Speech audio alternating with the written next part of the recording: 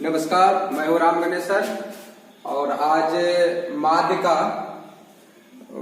का जो क्वेश्चन बच गया था एक छोटा सा, उसको आज मैं चर्चा कर रहा हूँ। तो आज का जो वीडियो है इसमें मैं बताने जा रहा हूँ कि जब आपके सामने माध्य से संबंधित क्वेश्चन हो और वर्ग अंतराल मालूम हो और बारंबारता मालूम हो, तो उस स्थिति में आप माध्य किस प्रकार ज्ञात करोगे। यानी आपको जब माध्य ज्ञात करना हो, वर्ग अंतराल मालूम होगा और बारंबारता मालूम होगा, तो उस स्थिति में आप माध्य किस प्रकार ज्ञात करोगे। तो माध्य जो है तीन तरह से ज्ञात किया जाता है। अगर कैलकुलेशन सरल हो, कैलकुलेशन आसान हो, तो उस स्थिति में हम लोग ये प्रत्यक्ष विधि के द्वारा, डायरेक्ट मेथड जो है उसके द्वारा हम माध्य ज्ञात कर लेते हैं। लेकिन अगर कैलकुलेशन थोड़ा उससे कठिन हो जाता है, तो उस स्थिति में जो है हम माध्य ज्ञात करते हैं। तो उसमें जो है हम लोग ये दूसरा मेथड जो है कल्पित माध्य विधि का उपयोग करते हैं। कभी कभी क्या होता है, ये जो कल्पित माध्य विधि है इसको और छोटा, और मतलब इसको कैलकुलेशन और हम छोटा अगर करना चाहते हैं, तो उस स्थिति में जो है हम लोग पग विचलन विधि का उपयोग करते हैं। इस तरह से माध्य का जब क्वेश्चन ज्ञात करने आएगा, माध्य का जब क्वेश्चन आपको सामने आएगा, तो उस स्थिति में माध्य के क्वेश्चन को आप तीन विधियों से हल कर सकते हैं। लेकिन बशर्ते याद रहना चाहिए कि वर्ग अंतराल और बारंबारता मालूम हो, तो उस स्थिति में जो है आप तीन तरह से प्रश्नों को बना सकते हैं। तो सबसे पहले मैं फर्स्ट क्वेश्चन को देख रहा हूं। फर्स्ट टाइप्स मेथड फर्स्ट है। फर्स्ट जो मेथड है उस फर्स्ट मेथड के द्वारा इस क्वेश्चन को हम कैसे बनाते हैं, उसके बाद मैं फिर समझाऊंगा ये जो सेकंड मेथड है, इस सेकंड मेथड को के द्वारा इस क्वेश्चन को हम किस प्रकार बनाएंगे। सबसे पहले आप याद रखें कि ये जो माध्य का क्वेश्चन है और इस माध्य के क्वेश्चन में वर्ग अंतराल आपको दिया हुआ है, बारंबारता दिया हुआ है। वर्ग अंतराल बारंबारता, वर्ग अंतराल बारंबारता आपको दिया गया है और माध्य ज्ञात करने के लिए कहा जाता है। तो वर्ग अंतराल दिया हुआ है, बारंबारता दिया हुआ है और आपको जो है वह आपसे माध्य ज्ञात करने के लिए कहा जाता है। तो जब माध्य ज्ञात करने के लिए कहा जाता है, तो जब आप डायरेक्ट मेथड के द्वारा उस क्वेश्चन को अगर आप सॉल्व करते हो, तो उस स्थिति में याद रखना है कि ये जो वर्ग अंतराल है, इस वर्ग अंतराल का सिर्फ वर्ग चिन्ह ज्ञात किया जाता है। इसका वर्ग चिन्ह ज्ञात कर लिया जाता है इसका। और वर्ग चिन्ह जब ज्ञात हो जाता है तो वह जो है चर का मान हो जाता है एक तरह से, और आपको बारंबारता रहता है। तो जब चर मान और बारंबारता मालूम हो, तो उस फॉर्मूला के आधार पर उस क्वेश्चन को आप बना सकते हैं और उसको बोलते हैं डायरेक्ट मेथड, यानी सिग्मा एफ एक्स बटे सिग्मा एफ। यानी जो वर्ग अंतराल का जो वर्ग चिन्ह आएगा, उस वर्ग चिन्ह को उसके संगत बारंबारता से गुना करते जाएंगे और सब के बारंबारता और वर्ग चिन्ह के संगत वर्ग चिन्ह को गुना करके जोड़ देंगे, उसको बोलेंगे सिग्मा एफ एक्स। और बारंबारताओं को जोड़ेंगे तो उसको सिग्मा एफ बोलेंगे। सिग्मा एफ का मतलब होता है सभी बारंबारताओं का योग को संकेत में बोलते हैं सिग्मा एफ, और वर्ग चिन्ह और उसके संगत बारंबारताओं के योगफल, गुणनफल के योगफल को संकेत में बोलते हैं सिग्मा एफ एक्स। तो आप एफ आई एक्स आई भी बोल सकते हैं, और नहीं तो सिर्फ सिग्मा एफ एक्स बोल सकते हैं। इसको सिग्मा एफ आई बोल सकते हैं, और नहीं तो सिर्फ सिग्मा एफ बोल सकते हैं। जब आपके सामने सिग्मा एफ एक्स निकल गया और सिग्मा एफ निकल गया, तो उस स्थिति में माध्य जब ज्ञात करने के लिए कहा जाता है, तो आप सिग्मा एफ एक्स में सिग्मा एफ का मान से भाग दे देते हैं। लेकिन जब डायरेक्ट मेथड है, ये जो डायरेक्ट मेथड है, तो डायरेक्ट मेथड का मतलब ये हुआ कि ये जो वर्ग चिन्ह है, ये जो वर्ग अंतराल है, इस वर्ग अंतराल से वर्ग चिन्ह निकलेगा और वर्ग चिन्ह में अब हम कुछ नहीं करेंगे। यानी वर्ग अंतराल से वर्ग चिन्ह, वर्ग अंतराल से जब आपको वर्ग चिन्ह मालूम हो गया, तो यह वर्ग चिन्ह बारंबारता से गुना होगा, तो समझ जाना है कि डायरेक्ट मेथड है। लेकिन आप जब वर्ग अंतराल से वर्ग चिन्ह निकालते हो और फिर उस वर्ग चिन्ह से आगे एक और स्टेप बढ़ते हो, तो समझ जाना वह कल्पित माध्य विधि है। कहने का तात्पर्य क्या हुआ? कहने का तात्पर्य ये हुआ कि आपके सामने ये क्वेश्चन था जिसमें से मैं इसको साफ कर रहा हूं। तो ये जो क्वेश्चन है, ये क्वेश्चन मतलब ये जो क्वेश्चन था अभी जो मैंने साफ किया, उस क्वेश्चन को डायरेक्ट मेथड से बना रहे हैं, और ये जो है एंजुम मेथड है डेविएशन का, उसके थ्रू बना रहे हैं, और एक तीसरा पग विचलन विधि है उसके द्वारा बनाते हैं। तो इसमें क्या है कि इसमें जो है याद रखेंगे, डायरेक्ट जो है डायरेक्ट मेथड, डायरेक्ट जो मेथड है, डायरेक्ट मेथड, इस डायरेक्ट मेथड में जो है आपको वर्ग अंतराल से वर्ग चिन्ह निकाल लेना है। डायरेक्ट मेथड में क्या करना है, डायरेक्ट मेथड में वर्ग अंतराल से वर्ग चिन्ह निकाल लेना है। वर्ग चिन्ह निकल गया। अब इस वर्ग चिन्ह का हम कुछ विशेष नहीं करेंगे, कुछ आगे का वर्ग नहीं करेंगे। जो वर्ग चिन्ह निकलेगा उसको बारंबारता से गुना करते जाएंगे, गुना करते जाएंगे, गुना करते जाएंगे, गुना करते जाएंगे, गुना करते जाएंगे, गुना करते जाएंगे, और बारंबारता और उसके वर्ग चिन्ह को गुना करके जोड़ देंगे, और सभी बारंबारताओं को जोड़कर उसमें भाग दे देंगे। तो ये हो जाएगा डायरेक्ट मेथड। डायरेक्ट मेथड का मतलब क्या, वर्ग अंतराल से आपको वर्ग चिन्ह निकाल लेना है, और जो वर्ग चिन्ह निकलेगा उस वर्ग चिन्ह को बारंबारता से गुना करना है। तो जब आप वर्ग अंतराल से वर्ग चिन्ह निकाले, और अब उस वर्ग चिन्ह को आगे और कुछ नहीं करना है, बस जो वर्ग चिन्ह निकल गया उसको उसके बारंबारता से गुना करते जाएंगे, और सभी को जोड़कर और बारंबारताओं को जोड़कर भाग दे देंगे। इसको बोलेंगे डायरेक्ट मेथड। क्लियर। लेकिन जब अगर हम जाते हैं कल्पित माध्य विधि के द्वारा जब जाएंगे, तो वर्ग अंतराल से वर्ग चिन्ह निकलेगा, और इस वर्ग चिन्ह से एक और स्टेप आगे बढ़ेगा, एक स्टेप और आगे बढ़ेगा, और एक स्टेप और जब आगे बढ़ेगा, तो जो आगे स्टेप बढ़ेगा उस स्टेप को आगे बढ़ने से जो मान आएगा, तब वह वर्ग बारंबारता से गुना होगा। डायरेक्ट मेथड में आपने क्या देखा, डायरेक्ट मेथड में देखा कि वर्ग अंतराल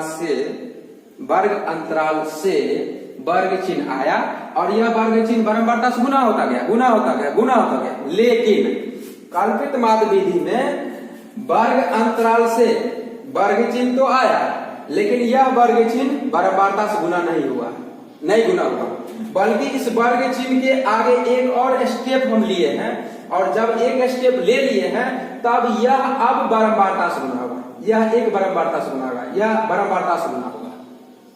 क्लियर।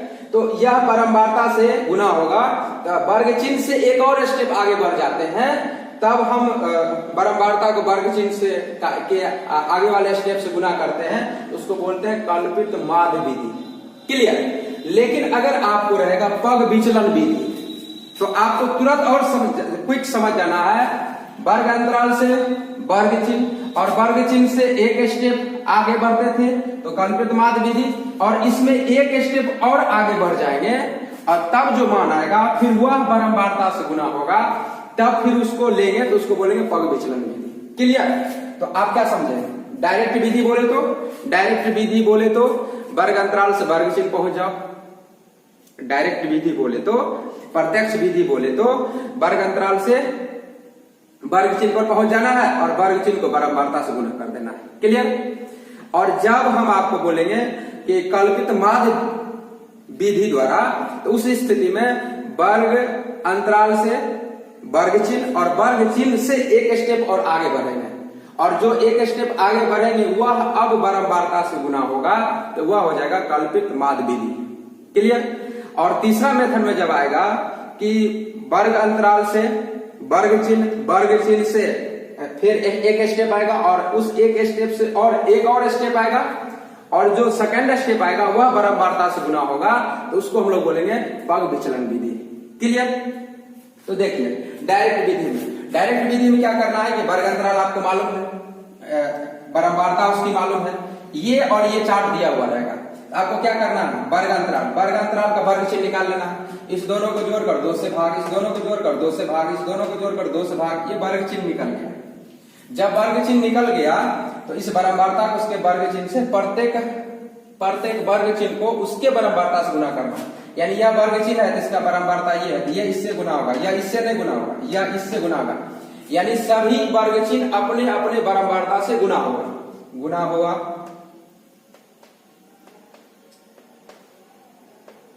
गुना हो गया। अब गुना होने के बाद इसको जोड़ देंगे और सभी बारंबारताओं को जोड़कर उसमें भाग देंगे। ये डायरेक्ट मेथड के द्वारा क्वेश्चन सॉल्व हो गया। ये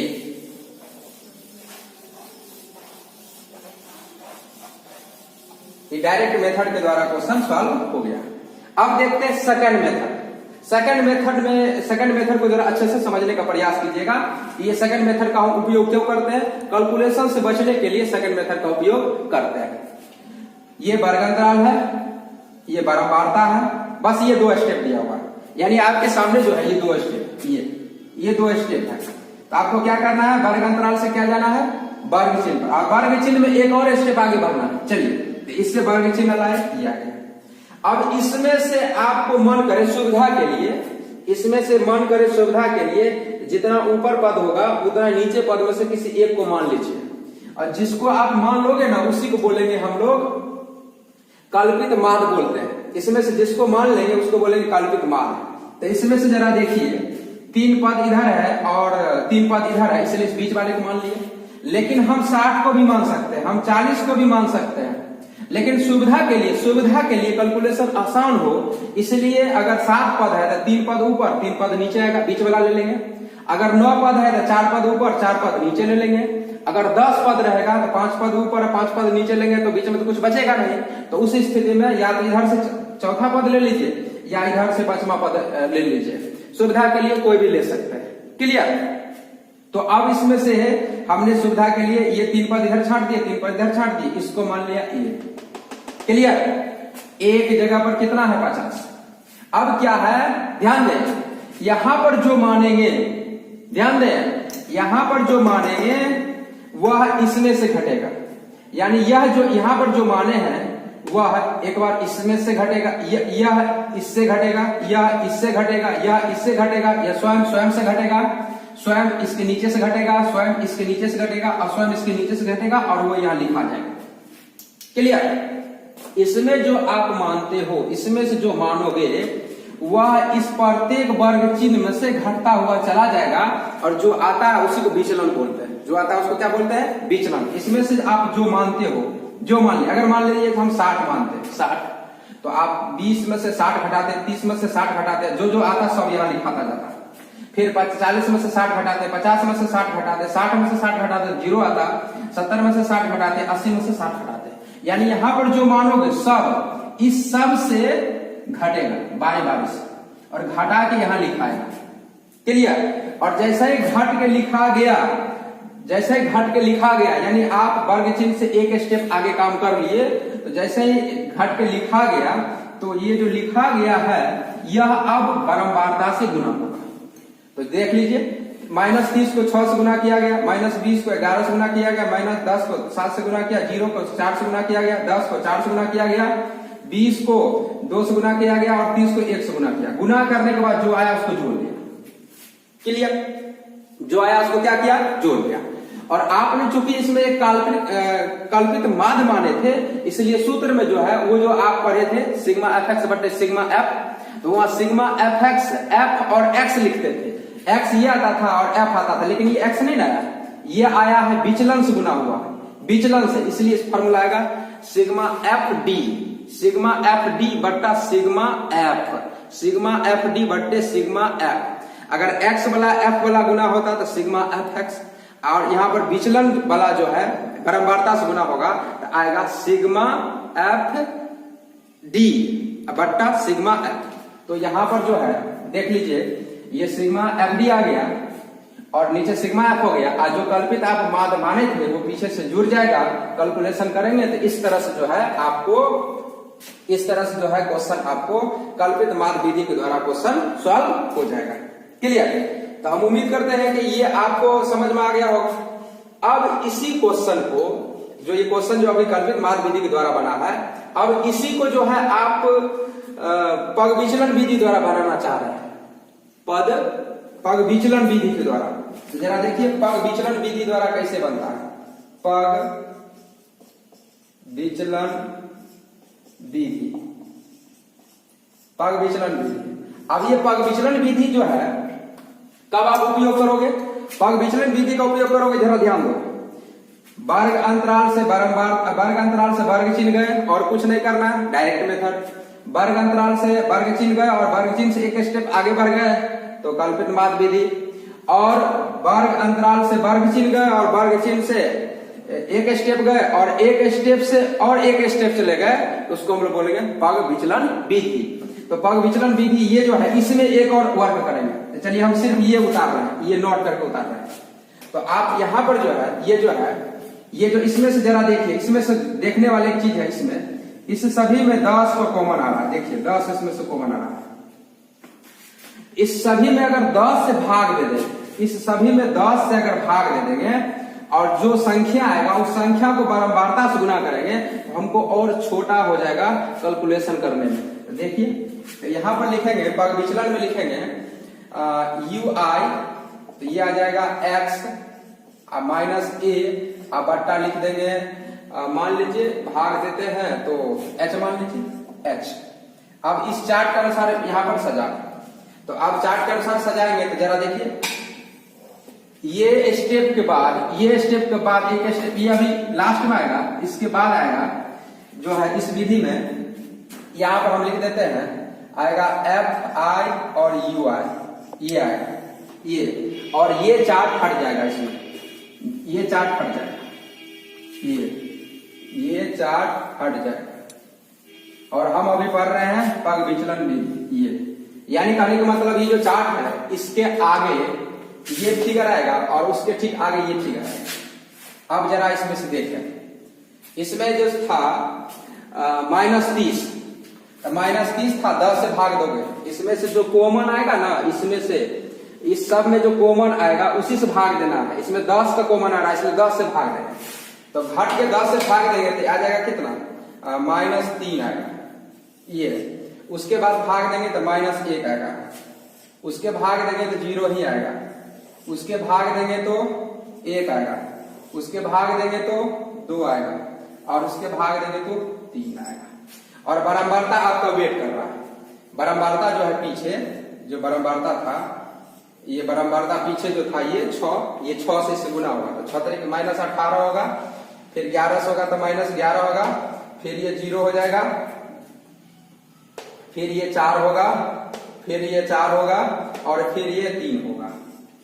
अब ये जो आ गया इसको सॉल्व करेंगे, ये आ जाएगा आपको, यहां पर ऐड करेंगे तो ये आ जाएगा सिग्मा FI UI।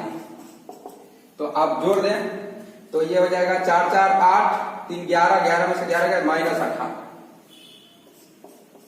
ये -18 आ गया।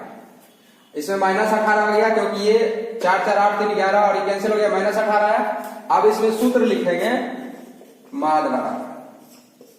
तो माद बराबर सूत्र लिखे थे, इसमें जो है माद बराबर सूत्र लिखेंगे, इसमें वो जो कल्पित माद वाला जो फॉर्मूला था सेम टू सेम आएगा वही, सिर्फ इसमें से जो ये जो कॉमन लिए थे वहां गुना हो जाएगा।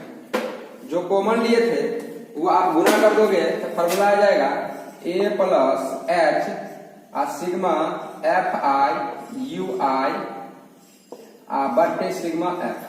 नीचे हमेशा सिग्मा F है। अब इसको मान रख दो, तो यहां पर क्या माने थे 50 और H की जगह पर 10, और ये आ गया कितना -18 बटे 35। इसको सॉल्व करेंगे तो ये 50 आएगा, अब -10 × 18 आएगा, अब बटे 35 आएगा, तो ये आ जाएगा 2 से, और ये आ जाएगा 7, और ये आ जाएगा 36 बटे 7। तो ये 50 अब -7 × 35 5 पॉइंट, इसमें से आ रहा है 36 और इसमें से 35 आएगा, नीचे 36 10, तो 5 आ जाएगा 49। 7 × 35 यहां से 50 -10 और 36 सिग्मा FI 35। यहाँ पे कैलकुलेशन में गलती हुआ है, यहाँ पर -3 है तो -3 और बारंबारता से गुना होगा, 6 से 18 और फिर 11 से गुना होगा -2, सॉरी यहाँ -2 होगा, -2 से गुना करेंगे तो ये हो जाएगा 22, 11 दूनी 22 और उसके बाद -1 आएगा, ये -1 से गुना करेंगे तो ये -7 आएगा और उसके बाद ये आ जाएगा 0 को गुना करेंगे तो ये 0 होगा 0 और उसके बाद ये आ जाएगा आपको 1, थोड़ा मिस्टेक हो गया,